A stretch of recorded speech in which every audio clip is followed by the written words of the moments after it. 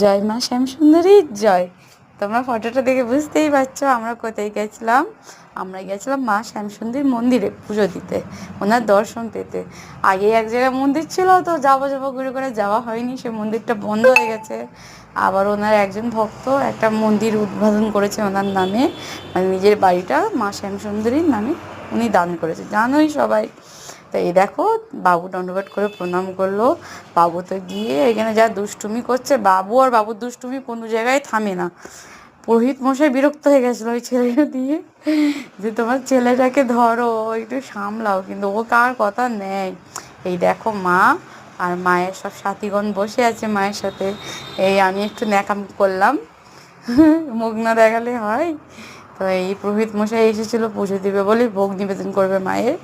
তোমরা কিছুটা দেখো, দেখে একটু আনন্দ নাও। এই দেখো আমাদের বুবুন সোনাও বসে আছে মায়ের পাশে, কি মিষ্টি দেখাচ্ছে বুবুন সোনা রে।